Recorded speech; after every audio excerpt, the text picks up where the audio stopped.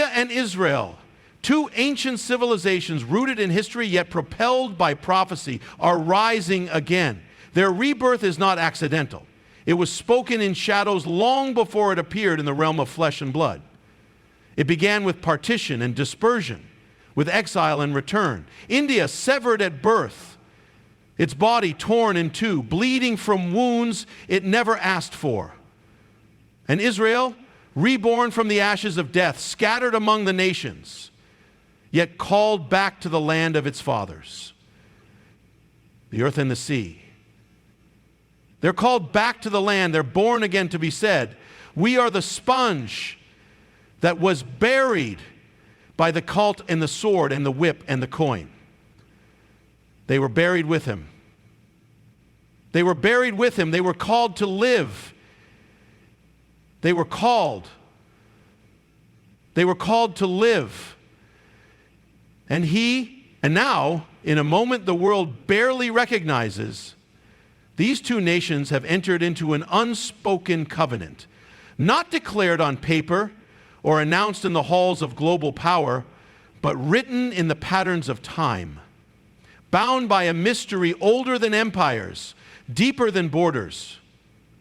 The plan to reclaim what was stolen, what is known to the world as Pakistan-Occupied Kashmir, is more than a political act.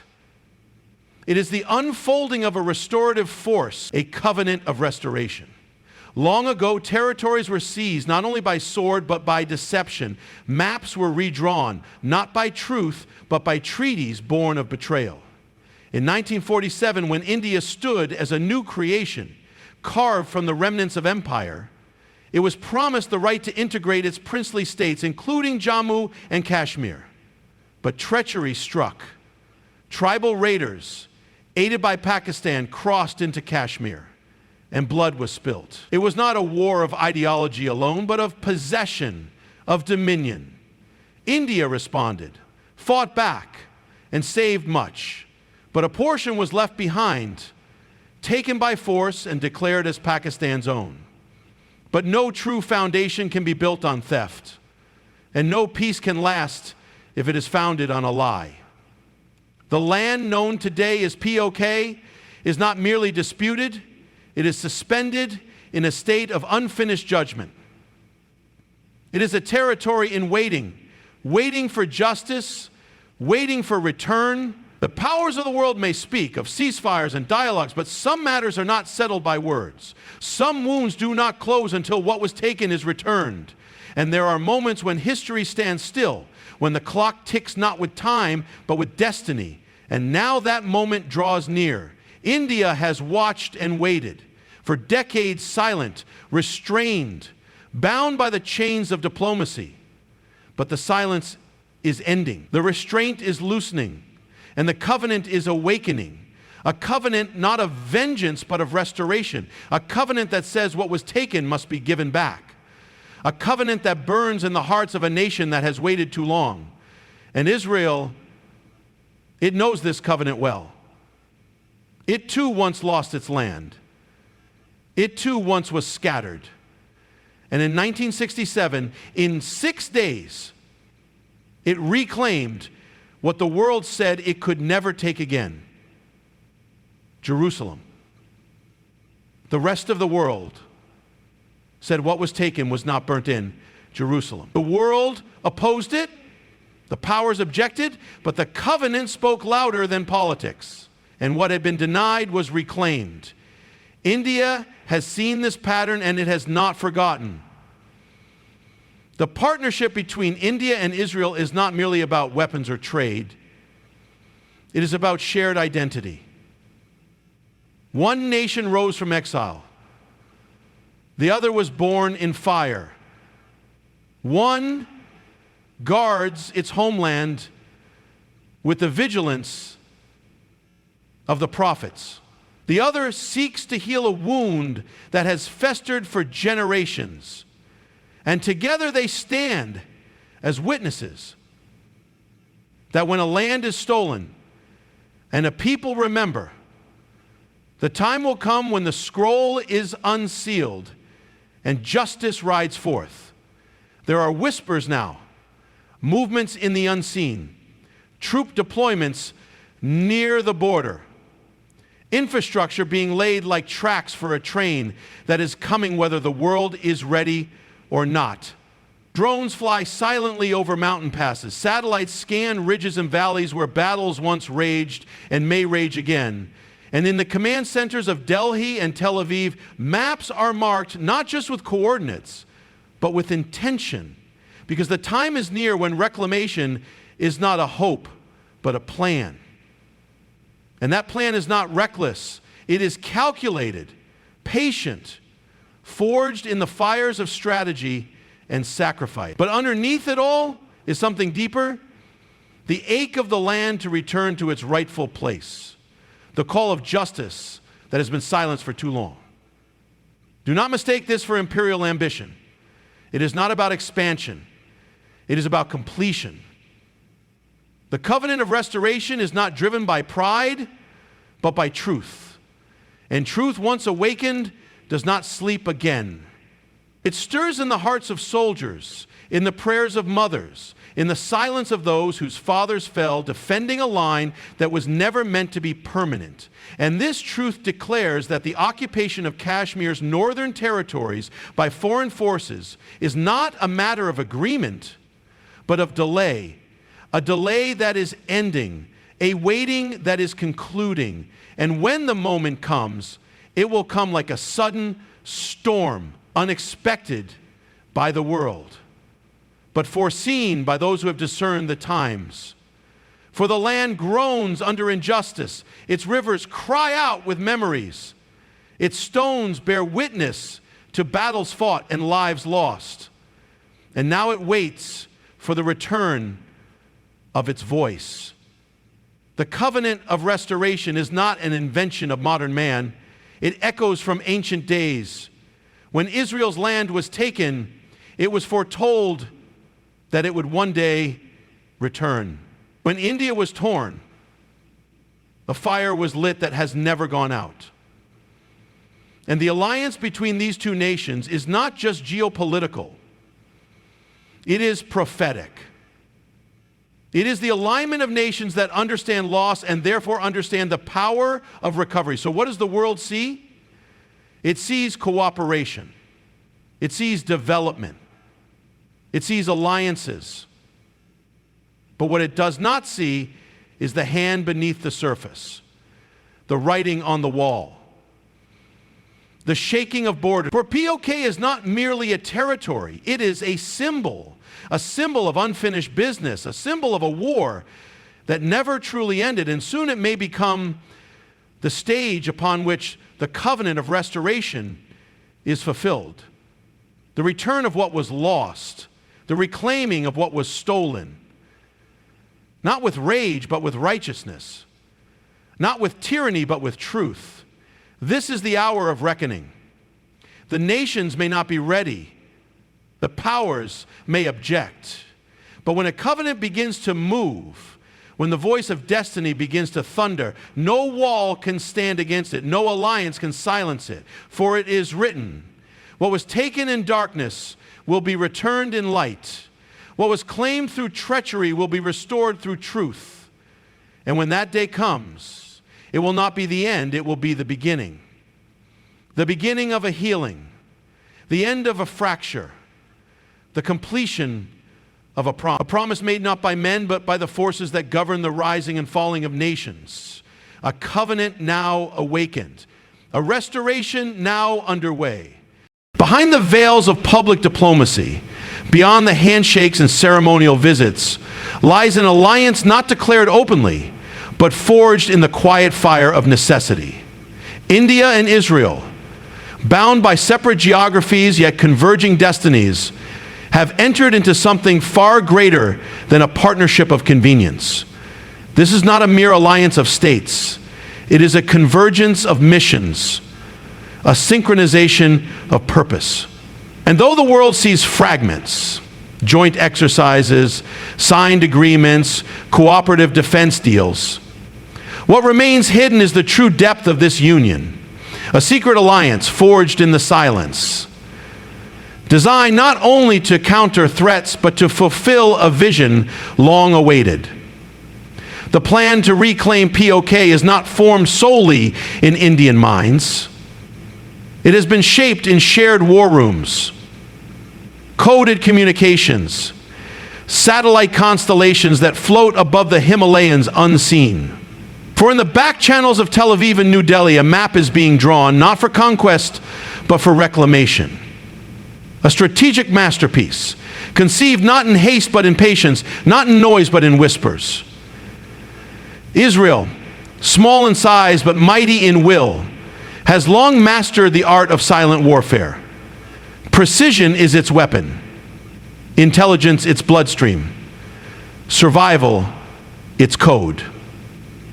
In its early years, surrounded by hostile forces, Israel knew that its margin of error was zero. It learned to anticipate, to strike before the strike came, to see in the dark and hear in silence. Its drones are not merely machines, they are eyes in the sky. Its cyber capabilities are not tools, they are instruments of preemptive warfare. And these capabilities have not remained confined within Israel's borders. They have flowed into the arsenals of its trusted allies, and India has received them with both gratitude and purpose. Indian forces now command Israeli drones in the northern sectors. Surveillance grids stretch over the line of control, scanning every movement, every heat signature, every shadow.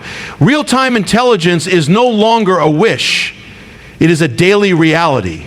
Yet this alliance is not transactional. It is not built on contracts, but on codes, unspoken, unbroken, understood only by those who walk the same path of vigilance. India, facing a web of enemies to the north and west, finds in Israel not just a supplier, but a mirror. A nation that knows what it means to be surrounded. A people who have had to fight for every inch of homeland. Who understand that peace without strength is surrender disguised. Together, they have formed a bond deeper than strategy. They share not just tactics, but testimony.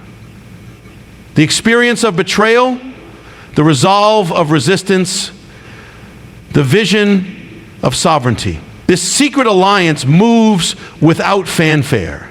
Behind every major border skirmish response, behind every precision airstrike in the mountains, there are fingerprints that do not show.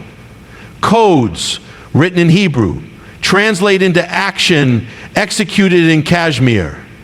Algorithms built in the laboratories of Tel Aviv optimized drone strikes over the ridgelines of Baramulla and Kupwara. Artificial intelligence networks merge Israeli software with Indian targeting systems, producing a military mind that sees in all directions. But this is not just technological warfare. This is spiritual strategy. For when two nations share not only a threat, but a calling, their union becomes more than practical. It becomes prophetic. And yet, this cooperation is not just outward, it is inward. The training of elite forces, joint development of satellite imaging, the mapping of hostile tunnels, the neutralization of cross-border terror infrastructures, all these are conducted with silence, under the radar of media frenzy. Israel's experience in neutralizing terrorist networks in Gaza is now being translated into strategies against insurgent havens in POK. Tactical maneuvers once perfected in the streets of Ramallah are now reshaped for the valleys of Neom and Lipa. The alliance has moved from paper to practice, from ideas to operations. The operations may remain classified, but the results are slowly reshaping the battlefield. But the true strength of this secret plan lies not in weapons, but in unity of resolve. In a world filled with shifting alliances and conditional loyalties, this connection has proven constant. While others lecture, India and Israel prepare. While others condemn, they coordinate. While the world debates legalities, these two nations prepare for realities. They understand that history does not bend to the weak. It yields to the prepared. And so they prepare silently, strategically, spiritually For what lies ahead is not a minor engagement, but a historical correction. A reckoning with what was unjustly seized and what must be rightfully returned. The terrain of POK is unforgiving. The mountains are high, the valleys narrow, the climate harsh, but the terrain has never stopped those who are fueled by purpose. Israeli engineers have quietly contributed to infrastructure models that would allow rapid mobilization in high-altitude conditions. Their experience in building in the Golan Heights and the Negev Desert has informed Indian construction of military logistics routes along the LOC. This was an alternative model for industry in the LOC that now comes to the rescue. The terrain has never been clearer than it is now. This was the victory for the local tunnel detection technologies used along Israel's southern border have now been deployed in northern India. And through joint cyber defense platforms, the alliance has begun to neutralize digital propaganda networks that originate in enemy territory, aimed at sowing confusion and disunity. This is warfare in the 21st century. Silent, smart, spiritual. The enemy may not even know when the blow is struck until the smoke rises. And that is the essence of the alliance. Not noise, not spectacle, but precision. A surgical doctrine of justice. When the moment comes, it will come swiftly. The world may awaken to headlines that seem sudden, but the truth is it will have been long in the making. For while others sleep, the alliance watches. While others delay, the plan moves forward. And though few see it, the course has already been set. The secret alliance has grown stronger with each provocation, every cross-border attack, every denial of truth, every harboring of terror has only deepened the resolve. And now, the moment is nearing when this alliance will step out of the shadows, not with proclamations, but with precision, not with threats, but with fulfillment. The mountains that have hidden the operations will one day echo with the footsteps of justice. The skies that have hosted drones in secret will thunder with the announcement of restoration. For this is not a war of revenge. It is a war of return. And return begins with vision, proceeds with preparation, and ends in fulfillment. The alliance was born of necessity, but is now driven by purpose. It is no longer a response to the past, but a preparation for the future. The nations who once walked separate paths have now found themselves drawn together for such a time as this. And in this union, there is more than strategy, there is prophecy, there is justice, and there is a plan, a secret plan that will not remain secret forever. In the unfolding of history, there exists a pattern, a rhythm that beats beneath the surface of nations and wars, of treaties and betrayals. It is not seen by those who look only with the eyes of men, but by those who discern with the eyes of understanding. The reclamation of lost land is never random. It follows an ancient path. It begins with a fracture, a tearing away. Then comes silence, where the wound festers and memory fades. But eventually, as the time approaches, the land calls out. It groans under occupation. It cries for restoration. And the people who once walked upon it, or whose fathers bled for it, begin to feel the pull of justice, the pull of inheritance. That is the pattern. And in our day, that pattern has reemerged. The region known to the world as Pakistan, it is a theater of prophetic repetition. What was done in darkness is now coming into the light. What was seized without right must be reckoned with, and the reckoning does not begin with weapons. It begins with the recognition that justice denied cannot remain denied forever. from the beginning. POK has existed as an anomaly, a remnant of conflict unresolved. It was never integrated through peace, never absorbed through consent. It was taken through intrusion, violence, and deceit. And though the maps have recorded its occupation, and the world has grown used to its stolen status, the pattern of reclamation does not accept permanence built on injustice. Just as Israel once lost its holy places and for centuries was mocked for thinking it could ever return, so too India has borne the weight of delay, the pain of political compromise. But delay is not denial. Time does not erase covenant. And now the signs have begun to gather once more. The cries of those who lived and died in exile are rising.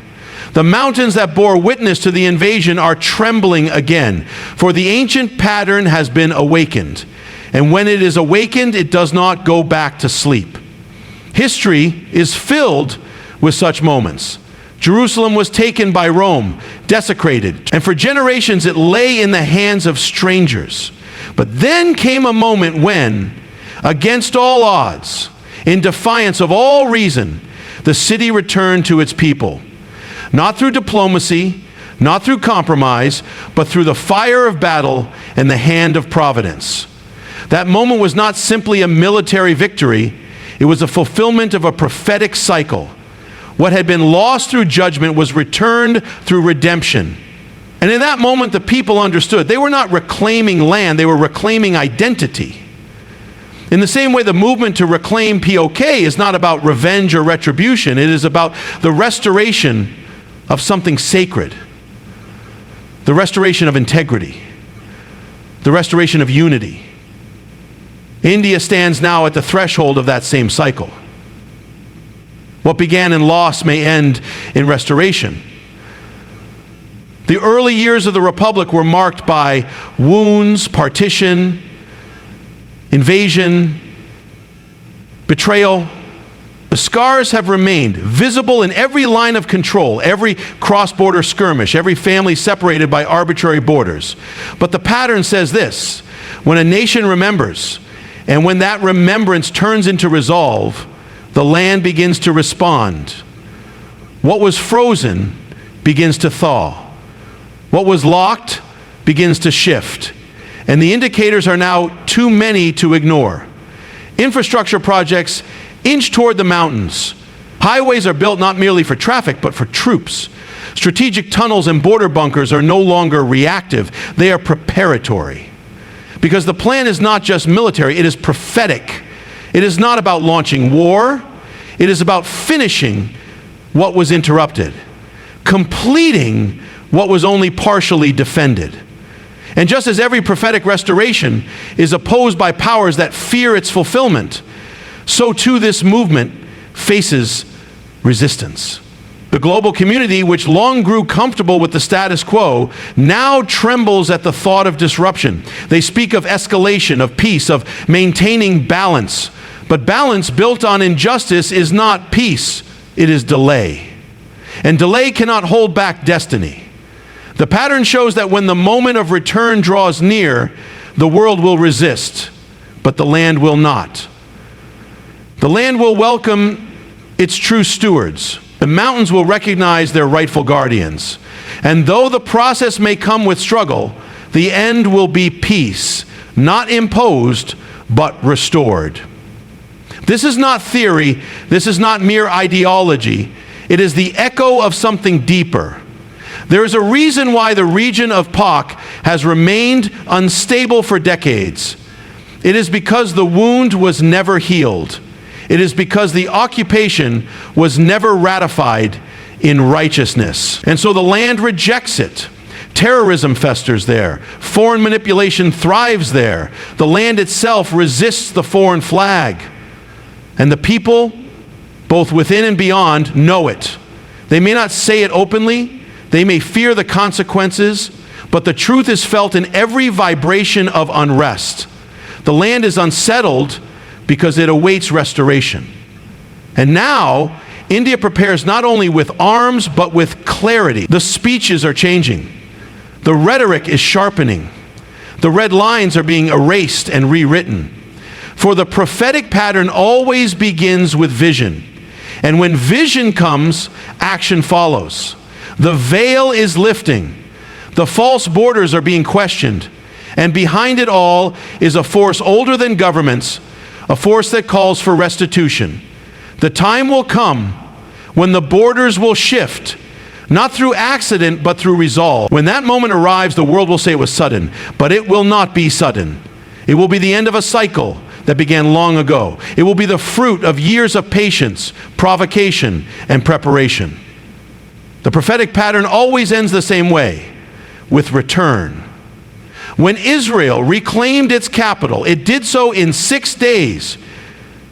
But those 6 days were preceded by 19 centuries of exile. And when India reclaims what was lost in the north, it may happen in weeks or in moments, but it will have followed over 70 years of unfinished justice. And in that moment, those who see through the lens of destiny will understand this was not about land alone. It was about purpose. It was about a nation coming full circle. The cries of the lost answered. The tears of the past vindicated. The soil rejoicing once more under the feet of those who belong to it. The world will respond as it always does, with confusion, with condemnation, with political calculation. But those who understand the deeper movement will not be surprised. They will know that the pattern has spoken again, that what was broken is being restored, that the clock of prophetic time has struck another hour. And when that hour comes, it will not pass in silence. It will echo through the mountains, through the valleys, through the very soul of the nation. The pattern is clear. The restoration is near. And the voice of destiny is no longer whispering. It is thundering. There comes a time in the journey of nations when decisions can no longer be postponed.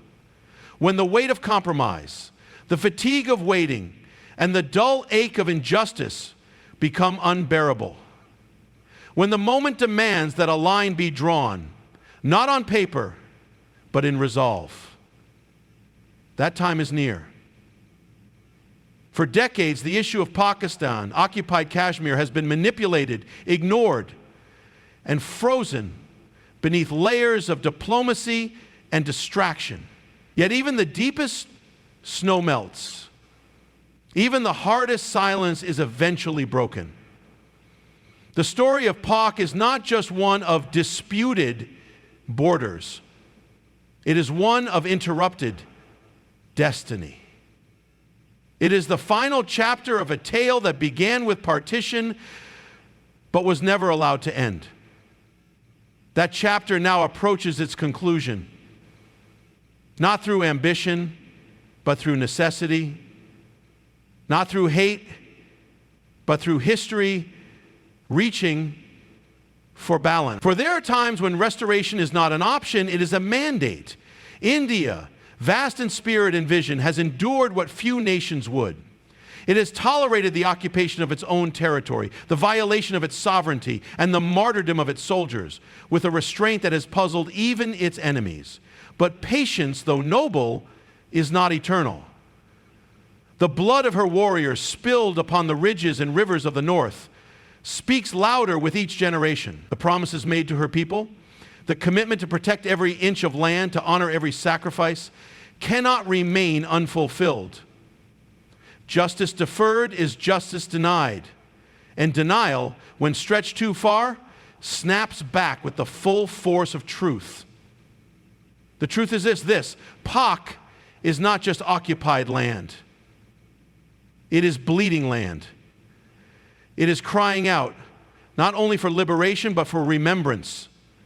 And remembrance leads to action. Across the northern borders, provocations have become a pattern. Terror camps flourish in the shadows of Pakistani control. Militants cross over with impunity, armed not only with weapons, but with a narrative of hate. And each time India responds, the world speaks of moderation. But moderation in the face of murder is not virtue. It is betrayal. There is a threshold beyond which forbearance becomes complicity. That threshold has been crossed. The attacks on soldiers, the targeting of civilians, the emboldening of separatists, all of it is not random chaos.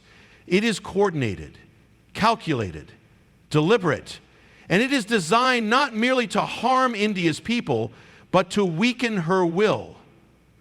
Yet it is in such moments that nations remember who they are, that a sleeping lion awakens, that a promise once whispered begins to roar. The plan to reclaim POK is no longer theoretical. It is operational. Tactical scenarios have been rehearsed, routes have been studied, troops have been trained not just for defense, but for ingress. This is not the saber rattling of politicians. This is the quiet movement of a military that has seen too much to forget, too much to ignore. The strikes that have occurred in recent years, the surgical, the targeted, have not been anomalies, they have been precursors, tests, declarations. India is signaling not with words but with precision. And the signal is clear. The era of tolerance for occupation is closing. A new chapter is ready to be written with the ink of resolve and the quill of strategy. Yet this is more than a national mission, it is a moral one. The people of POK, long used as pawns by foreign powers, they have been caught between the illusions of autonomy and the reality of subjugation. Promised prosperity, they received poverty. Promised dignity, they were handed decay. The region has become a cradle of extremism, not because of its people, but because of its chains. And every day that India waits, those chains grow tighter. Freedom delayed is freedom denied. The reclamation of POK is not just about securing borders, it is about redeeming lives. It is about ending the suffering of those who have lived too long under the shadow of gunmen and lies. This mission must be executed not in anger, but in authority, not in vengeance, but in vision. And vision requires more than bullets. It requires rebuilding. The roads that will be constructed after the return must be highways of hope. The schools must become fortresses of enlightenment. The temples and mosques must no longer echo with fear, but with freedom. India's return to POK cannot be merely physical. It must be transformational. The land must not be reclaimed only for the flag, but for the future. And that future must carry with it the weight of responsibility. For when a land is restored, it must also be renewed. But to reach that point, a threshold must be crossed. A decision must be made. Not by generals alone, but by a generation. The youth of India must rise not in rage, but in remembrance. To remember the stories of exiled families, of lost homes, of unfinished prayers. To remember that history, if ignored, becomes a wound, but if embraced, becomes a weapon of truth. This is the generation that must carry the burden of resolution. And the resolution must be complete. Half measures have failed. Agreements have been broken. Words have lost their weight. What remains is action, deliberate, decisive, and divine. International pressure will come, as it always does. Condemnations will fly from chambers that have long been blind to India's pain. But nations that have lost their moral compass have no authority to judge. The same powers that speak of peace did nothing while terrorists were trained. The same powers that caution restraint were silent when bombs exploded in marketplaces. Let them speak. Let them protest. For India does not need validation to pursue justice. Justice, when long denied, becomes its own authority. And that authority now rests with those prepared to act. The moment will not be declared with fanfare. It will not be preceded by announcements. It will come like a tide, rising, swift, unstoppable. And when it does, the world will ask why. Why now? Why here? But the answer will not be found in news reports or policy papers. It will be found in the hearts of 1 billion people who never forgot. It will be found in the tears of mothers, in the resolve of soldiers, in the prayers of sages. And it will be written not in headlines, but in the stones of liberated villages, and in the silence of guns no longer fired in fear. This is not conquest, it is closure. It is not expansion, it is exodus from oppression to order. And when the last outpost falls and the tricolor rises once more over the valleys, it will not be a victory of one nation over another. It will be the triumph of right over might, the vindication of a people who waited, the restoration of a promise made in fire, remembered in silence, fulfilled in strength. The plan has moved from shadows into shape. The hour is no longer future, it is near. And as that hour dawns, a truth once buried in the mountains will echo again, that no force, no terror, no lie can hold forever what was never theirs to begin with. The land calls, the people await, and history prepares to turn its page. Let the nations watch, let the doubters scoff. The reckoning is coming. And when it comes, it will carry with it not only the strength of armies, but the authority of destiny.